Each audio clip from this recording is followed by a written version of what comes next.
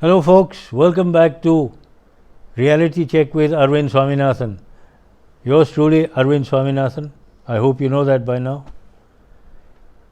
This time I'm sorry, I do apologize. It's taken a little extra time. But this is a very important topic. It's close to everybody's heart. Just around 2014, just before the first Modi election victory, he talked about doing away with personal income tax. Now I'm sure a lot of people would have been very happy to hear it. And believe me, I was. And I spent a lot of time and effort trying to make out or trying to understand how can this be accomplished. And believe me, it's possible, but it needs mental desire to do so, mental will to do so, and the political will to do so as well. Without both these working together, obviously nothing can happen. Now, zero personal income tax is something which most people think, it's not possible. It is possible. You just got to think slightly out of the box. But first, let's get back to our own country, that's India. Why are we still in that old colonial time warp? And make no mistake, we are. It goes back to 1835, when Lord Macaulay reported to the British Parliament, saying that he has travelled extensively in India and he's seen a land so rich that there were no beggars and there were no thieves either. This country had an education system whereby just about everybody was educated. And the things they used to come out with in India was unheard of in the West. Even the numerical system, and especially the zero, it came from India.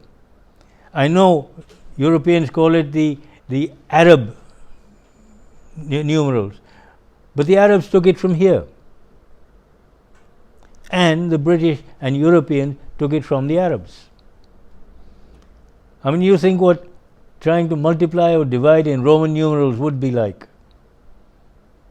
I mean, that is a real nightmare. Now we come to this, that what did he have to do? What did Lord Macaulay plan for India? First, he had to destroy our education system and replace it in such a way that first everybody in India must believe if it is Indian, it's no good. If it's foreign, it's good. If it's British, it's the best. You can't do any better than that. And boy, have they got that message through to people in India. Even today, people still say anything foreign is best. It may not be British is best all the time now, but certainly if it's foreign is better. Now perhaps Japanese or Korean are better, not British. Now where did we get all this from? How did we get into this? Let me give you one example. I call it the teacup syndrome. Have you ever observed people drinking a cup of tea? Let me show you. There's no tea in it, believe me. When people lift a cup, you see the little finger? Why is it raised? It's something nobody in this country could elaborate on. Nobody could explain it. And I made the same mistake until I was about 18. Now I happened to be in the UK, and before going to Farm Institute, they insisted I spend at least that month or two before joining on a farm. Now the farm I was on, the man had spent a lot of time, well, all the time since about 1930 to about 1950 in India and Burma. I mean, he was teaching me about India and Burma, which I thought was rather funny. And believe me, he could. He was in India during World War II. He was one of the officers who accepted the Japanese surrender in Singapore. Now one afternoon at his place on a Sunday, tea time. There's me having a cup of tea, little finger raised. He looks at me and says, Arvind, what are you doing? The same as you are, having a cup of tea. So why is your little finger raised? Why is there something wrong? No, do carry on. It's perfectly all right. If you're a lady, are you a lady? Since then, that finger has always been here. But where did I get it from? And I've seen this all over the place in India. Even you see a person who's come out of a garage, who works there, all oil, motor oil all over him and so on. He sits down at a roadside cafe, one of these pushcart people, and he drinks a cup of tea out of a glass with his little finger raised. I mean, how much deeper can you get? And you look around, I've seen film stars, big film stars, in movies drinking whiskey like this. You go to cocktail parties, you see the same thing. So where did it come from? I don't think many people remember this or realize this, but all the ICS officers who started joining the ICS service in colonial India from about 1923 onwards were all trained in England, in London. The exams were done here, they were selected here and sent to London for training. And they learnt a lot of things there. You see, all confidential notes had to be typed by the man himself, so he had to learn how to type. He also needed to take minutes at confidential meetings. No PAs, no stenos allowed. So he had to learn shorthand. Plus, whenever he went on inspection tours, which was quite often every month, there were no roads. So how did he get there? He had to learn to ride horses. That was the mode of transport at the time. One other thing which they had to learn was a quaint old British custom, the afternoon tea ceremony, almost 4 o'clock on the dot. No later, no sooner. 4 o'clock. At this time, in most of those billets where they were staying as PGs, the man of the house would either still be at work or on his way back from work. So the lady of the house would put out the tea, biscuits and what have you, pour the tea, sit down and drink like so, with a little finger up. All the officers sitting around copied and brought it back with them. Once they started work here, all their junior staff saw and copied. As they went up the scale, businessmen came, they saw, they copied. Why? This man was trained in England, he must know. This is the way people drink tea there. You see, even today that need to be accepted by the Western world. It's still in our mindset. We haven't got out of it yet. I don't know if we ever will get out of it, but we better have a damn good try at it. Now, watching all these people, the politicians, they copied. All your other film stars, they saw, they copied. Without realizing this is perfect for the ladies, not for gentlemen. Now, this is just one of the things. Where did income tax come from? I don't think it existed during the time of the Mughals. Not only, for instance, we didn't know much about what happened pre-Mughals, because it has been wiped out from our memories, as per Macaulay.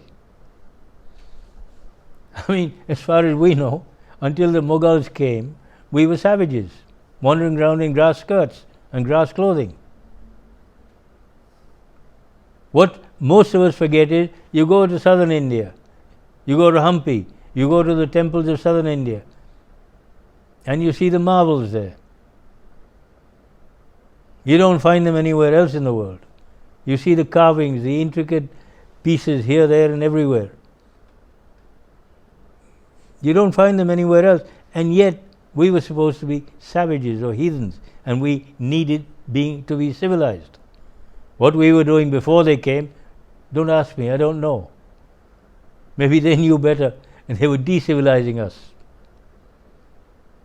But they did a damn good job.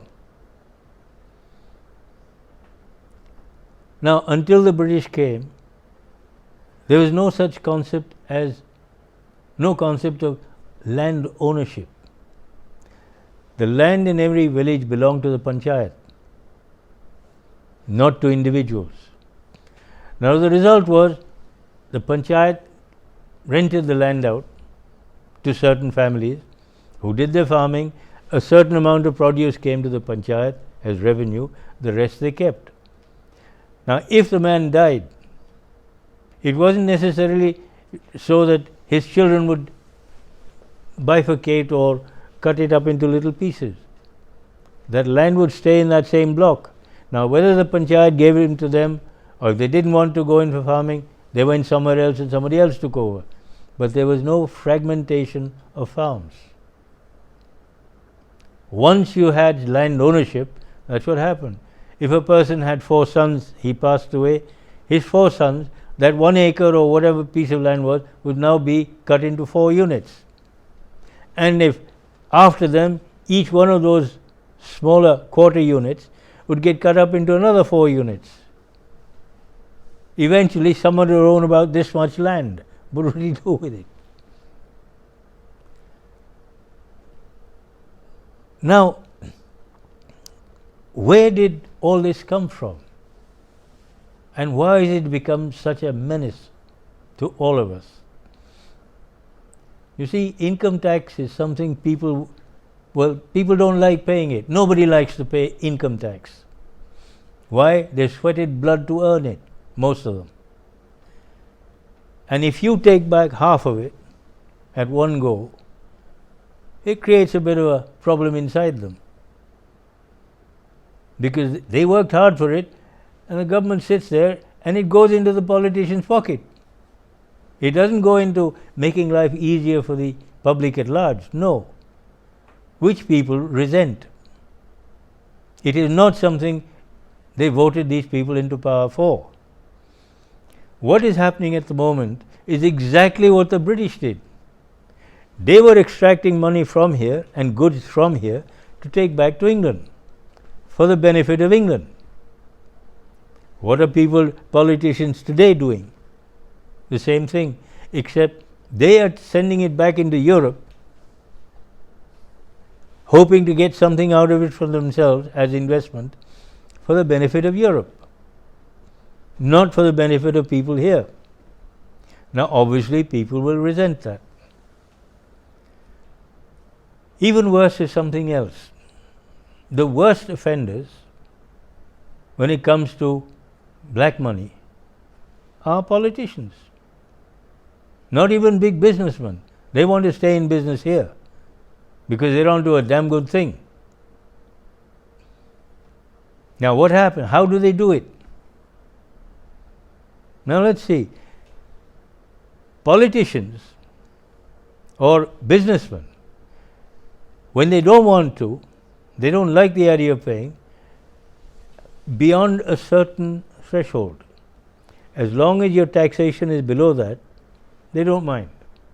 But if it goes above that, the population is at large revolts. It just won't pay. The fact that people in India revolted a long time ago should be pretty painfully obvious. Why? How much black money is there around? Black money is a term used normally here for money on which tax has not been paid. What do they do with it? The cash economy flourishes. Everything is done in cash. There is no record anyway.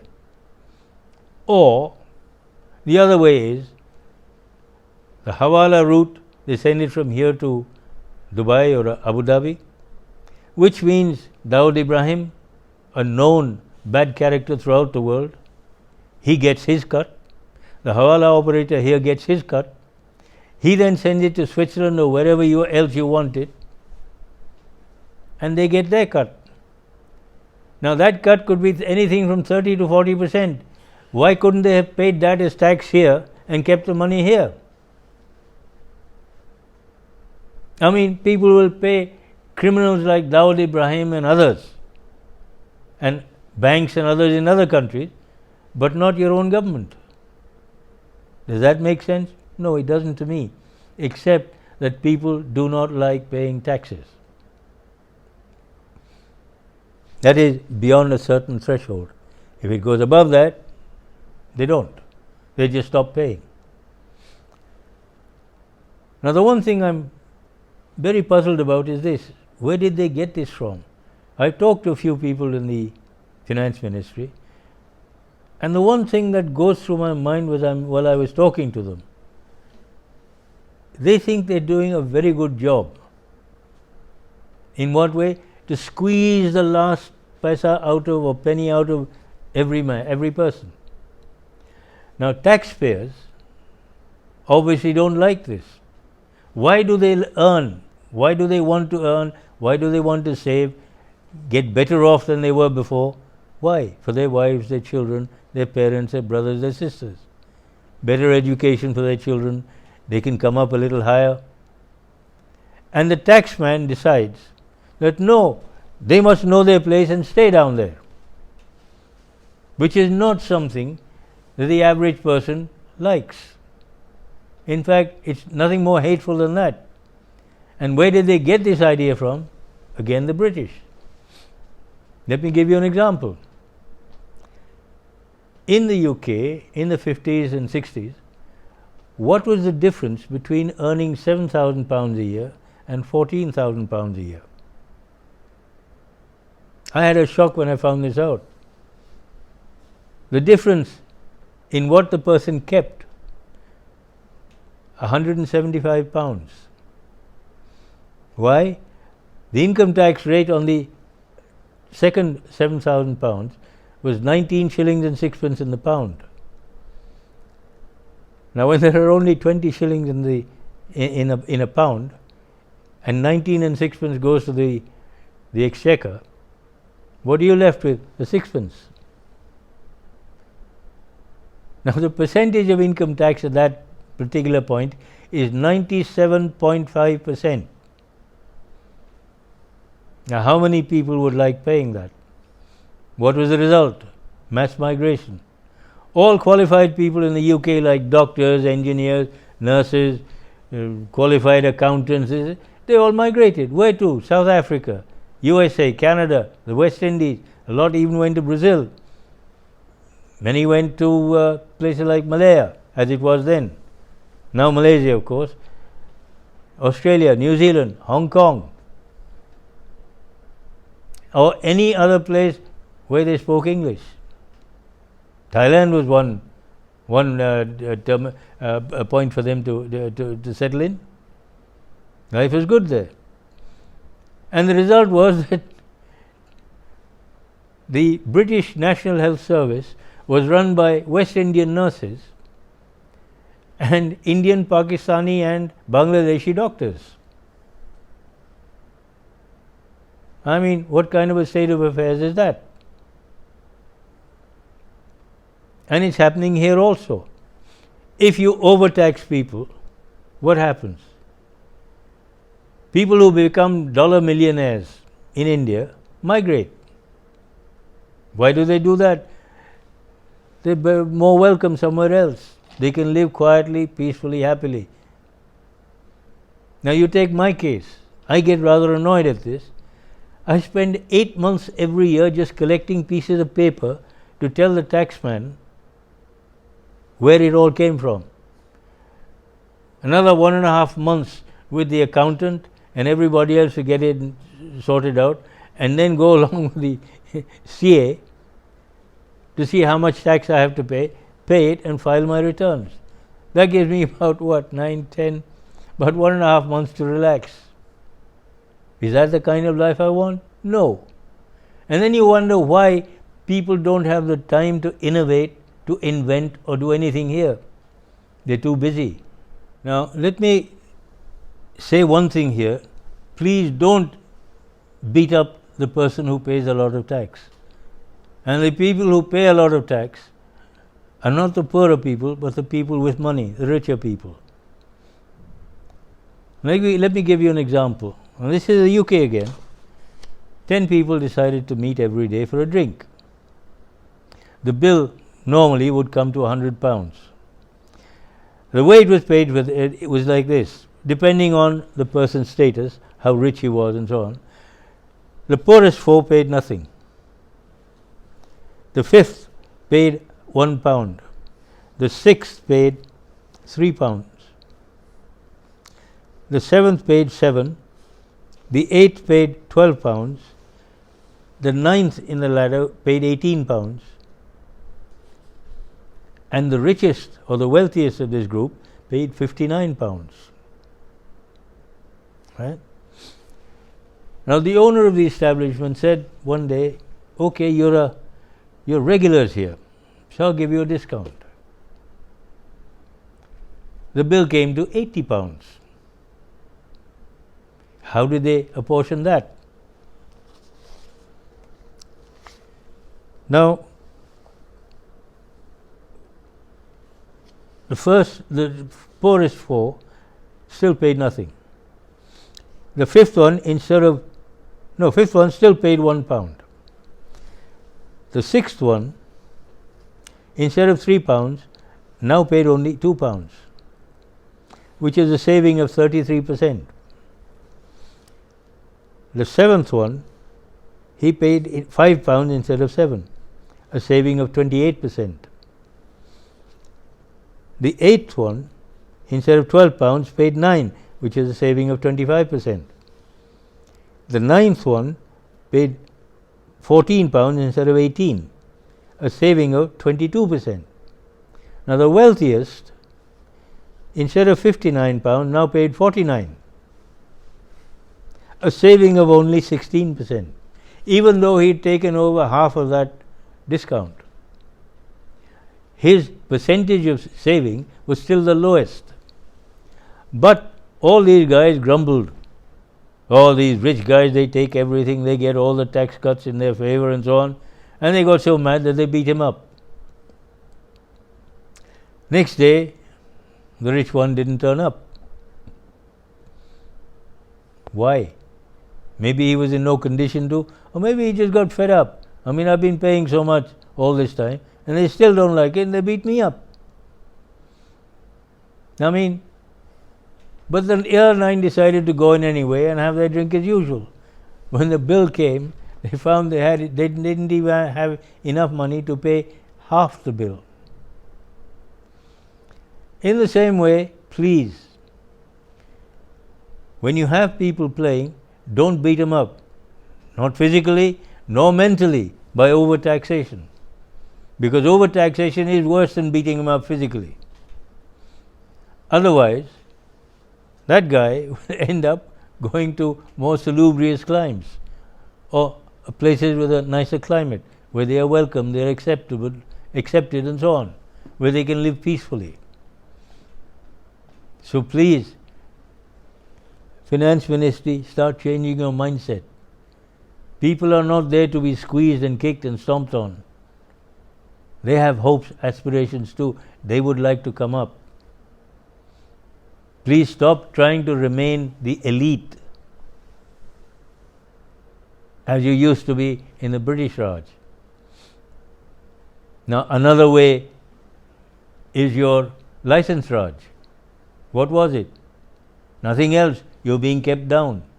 You can only do this, you can only do this, you can only produce so many units of this and so many units of that. If you produce more, you get fined heavily. Why? You have installed capacity beyond what you are licensed to have. Where did you get it from? The fact that the guy may have worked 2 shifts instead of 1 never occurred to anybody. He may have a license to produce 10,000 units, but if he can produce it in 1 and then he has a second shift and goes up to almost 20,000 in terms of production, why shouldn't he? But he is not allowed to under the old license Raj. Why? Because the license said you can only produce so many units. And if you want to produce more, it has to be done like this, under the table. So please allow people freedom to work, because the more they work, the better they work, the more experience they get at it, the higher the taxes you get. These are basic principles which people in the ministry should understand. Obviously they don't. They seem to think that people are there to be taxed to the hilt. And I think you know what has happened with all this black money flying around. Well, folks, this is just the beginning. The next one, also on the same subject, of how we can do away with personal income tax, is something which I hope you will listen to much more carefully. Thank you, and thanks for everything. Ooh, I am still clean shaven. Please share, subscribe, and share it with your friends and relatives and your groups, and ask them to take it further into their other groups and their other friends and relatives. Because this is something I'm pretty certain everybody will want to think about. All the best. See you next time.